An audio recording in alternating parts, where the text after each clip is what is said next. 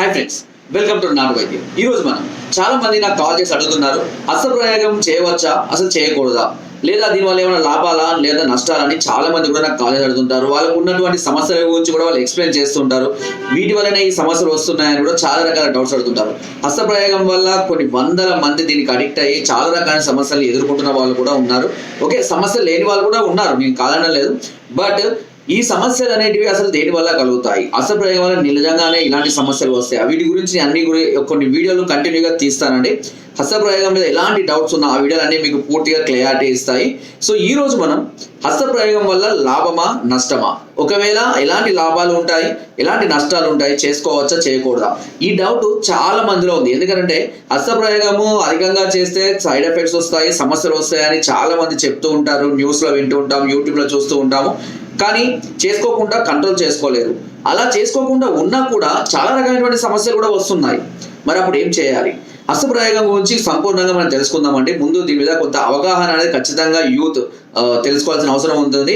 ఇప్పుడు కొత్తగా యంగ్లో అన్ని కొత్తగా తెలుసుకునే వయసులో ఉన్న వాళ్ళు దీనికి ఎక్కువగా అడిక్ట్ అవుతూ ఉంటారు. హార్మోన్స్ లెవెల్స్ అధికంగా ఉండడం వల్ల, కోరికలు ఫీలింగ్స్ అధికంగా రావడం వల్ల, ఫిజికల్గా ఎక్కడ లేనప్పుడు వీళ్ళు సెల్ఫ్ సాటిస్ఫాక్షన్ కోసం దీన్ని అలవాటు చేసుకుంటుంటారు. ఇది రాను ఎలా అంటే ఒక డ్రగ్స్ లాగా మనకు అడిక్ట్ అయిపోతారు. అది లేకుండా చేయకుండా ఉండలేని పరిస్థితి రావడం జరుగుతుంది. హస్తప్రయోగం అనేది అధికంగా చేయడం వల్ల చాలా రకాలైనటువంటి నష్టాలు ఉన్నాయి. సో హస్తప్రయోగం ఎప్పుడైనా కొంత లిమిట్ అనేది ఖచ్చితంగా అవసరం. ఈ లిమిట్ దాటి మనం అధికంగా చేసినట్లయితే తప్పకుండా చాలా రకమైనటువంటి సమస్యలు మనం ఎదుర్కొంటాము. అంగం మీద చాలా సున్నితమైనటువంటి నరాలు ఉంటాయి. చాలా మనకు కనబడినటువంటి సున్నితమైన నరాలు కండరాలతో ఉంటుంది, అది బోన్ కాదు. కాబట్టి ఎప్పుడైతే అంగస్తంభన జరుగుతుందో, అంగంలో బ్లడ్ సర్క్యులేషన్ పెరుగుతుందో, ఈ వెజల్స్ లో బ్లడ్ ఫ్లో అనేది సుమారుగా 200 నుంచి 300 ప్రెషర్ తోటి రావడం జరుగుతుంది. సో దానివల్ల అక్కడ ఉన్నటువంటి సన్నటి నరాల్లో కూడా బ్లడ్ సర్క్యులేషన్ అనేది పెరిగి అంగం అనేది ఎక్కువసేపు స్టాండ్ గా ఉండడానికి ఇది అంగం యొక్క పని అన్నట్టు, దాని యొక్క వర్క్ అది. దీనిని కేవలము రతిలో పాల్గొనడానికి మాత్రమే మనం ఉపయోగిస్తామన్న సంగతి తెలుస్తుంది. అయితే అక్కడ స్త్రీలతోటి కంపేర్ చేసుకుంటే అక్కడ ఉన్నటువంటి మృదుత్వం అనేది చేతిలో ఉండదు. కాబట్టి దీన్ని ఎక్కువగా అయితే చాలా మంది అడుగుతారు, మనం హస్తప్రయోగం చేయడము భార్యతో పార్టిసిపేట్ చేయడము రెండు ఈక్వలే కదా, మరి ప్రాబ్లం ఎందుకు వస్తుంది? ఒక్కొక్కరు భార్యతో 3 సార్లు 4 సార్లు 5 సార్లు కూడా పార్టిసిపేట్ చేస్తూ ఉంటారు కదా, ఎక్కువ సార్లు వీర్యం వెళ్ళిపోతూ ఉంటుంది కదా, మరి సమస్య ఎందుకు వస్తుంది అని అంటే సాఫ్ట్నెస్ మెయిన్ ఏంటంటే స్త్రీ దగ్గర ఉన్నటువంటి ఆ సాఫ్ట్నెస్ అనేది హ్యాండ్లో ఉండదు. సో దాన్ని ఏం చేస్తారు, బెడ్కేసి నలపడము, చేతులకేసి రుద్దడాలు, పిస్కడాలు ఇలాంటివి హార్డ్గా చేస్తారు. నేను ఆల్రెడీ చెప్పాను దాని మీద వెజల్స్ చాలా సున్నితంగా ఉంటాయి అని. ఇలా సున్నితంగా ఉన్న వాటిని దేని కొరకు ఉపయోగించానో దాని కొరకే ఉపయోగించకుండా సెల్ఫ్ సాటిస్ఫాక్షన్ కొరకు దాన్ని తీవ్ర ఒత్తిడిలకు గురి చేస్తుంటారు. ఇలా అవ్వడం వల్ల ఏదైనా సరే ఎక్కువగా ఒత్తిడికి గురైనప్పుడు అక్కడ కొంత ఇబ్బంది కలగడం అనేది సర్వసాధారణం.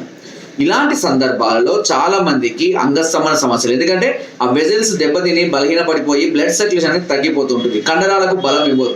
సో దాని ద్వారా ఏమవుతుంది, బ్లడ్ సర్క్యులేషన్ తగ్గడం వల్ల అంగం అనేది కొద్దిగా మెత్తపడము, లేదంటే పూర్తిగా మెత్తబడిపోవడము, మధ్యలో మెత్తబడిపోవడము ఇలా జరుగుతుంది.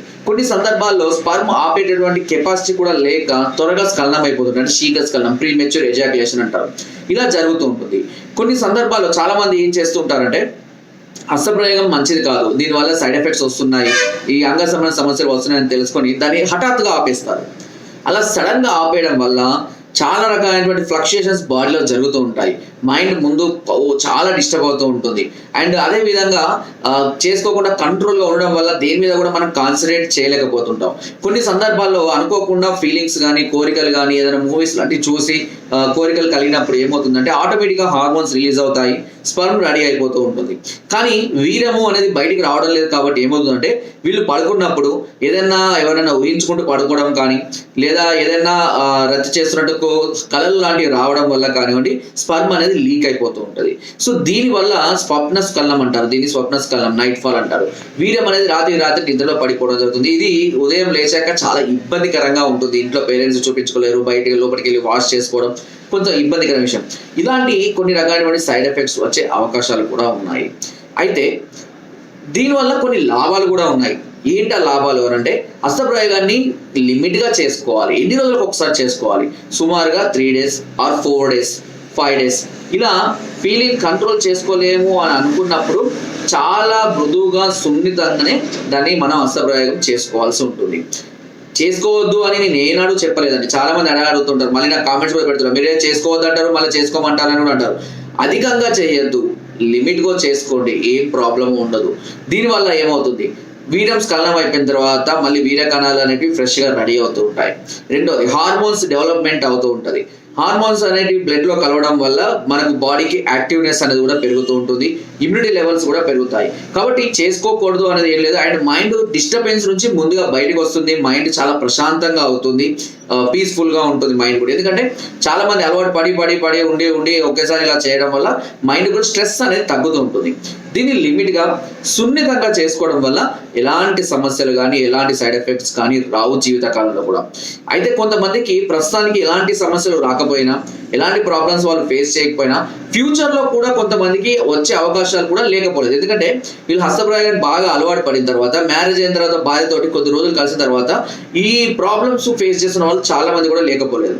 సో ఆ విధంగా ఈ సమస్యలు కూడా చాలా మందిలో ఫేస్ చేస్తున్నాయి. సో లాభమా నష్టమా అని కంపేర్ చేస్తే నష్టాలు ఎక్కువగా ఉన్నాయి, లాభాలు కూడా ఉన్నాయి.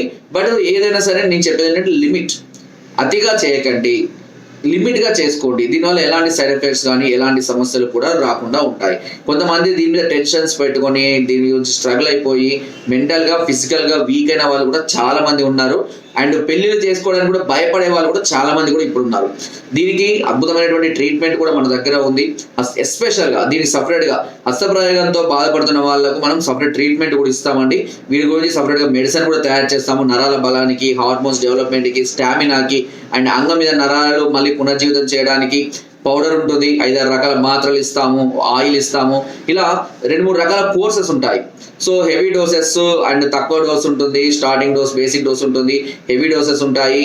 సో అలా చాలా రకాలైన డోసెస్ వాళ్ళ ప్రాబ్లమ్ సివియారిటీని బట్టి మేము చెప్తాము. ఆ విధంగా వాళ్ళు కంటిన్యూగా మెడిసిన్ వాడుకోవాలి. కొంచెం కాస్ట్లీ ఉంటుంది, ఎందుకంటే ఇందులో మనం ఉపయోగించే స్వర్ణ పశువులు కానీ ఇవన్నీ కొంచెం కాస్ట్లీగా ఉంటాయి. 5,000, 8,000, 12,000, 20,000 వరకు కోర్సెస్ ఉంటాయి.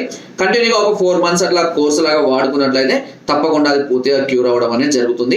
ఎలాంటి భయపడాల్సిన అవసరం లేదు, టెన్షన్ పడాల్సిన, జస్ట్ కొద్ది రోజులు ఓపిక్గా మెడిసిన్ వాడుకోవచ్చు. కొంచెం ఫుడ్ డైట్ ఫాలో అయినట్లయితే మీరు కోల్పోయిన పట్టుతో మళ్ళీ తిరిగి పొందే అవకాశం 100% ఉంది. కొన్ని వందల మంది ఇలాంటి మెడిసిన్ వాడుకొని ఇప్పుడు హ్యాపీగా వాళ్ళ లైఫ్ను కొనసాగిస్తున్నారు. మీరు ఇలాంటి సమస్యలతో బాధపడుతున్నట్లయితే మమ్మల్ని సంప్రదించవచ్చు. కింద స్కోర్ నెంబర్స్కి ఫోన్ ద్వారా, వాట్సాప్ ద్వారా, లేదా కింద డిస్క్రిప్షన్ మా యొక్క అడ్రస్ కూడా నేరుగా వచ్చి మమ్మల్ని సంప్రదించి మీ అన్ని రకాల సమస్యలకు సలహాలని, సూచనలు, మెడిసిన్స్ కూడా పొందవచ్చు. ఒకవేళ మీరు రాలే పరిస్థితిలో ఉంటే కొరియర్ ద్వారా కూడా మెడిసిన్ తెప్పించుకునే అవకాశం నాట్ వేరే చాలా మీకు నోట్ అందిస్తుంది. అండ్ కింద డిస్క్రిప్షన్ మన గ్రూప్ లింక్ ఉంది, లింక్ ద్వారా జాయిన్ అవ్వండి. మరెన్నో అద్భుతమైన చిట్కాలు మీకు ఎప్పటికప్పుడు నేను అందరూ పంపిస్తూ ఉంటాను. Thank you.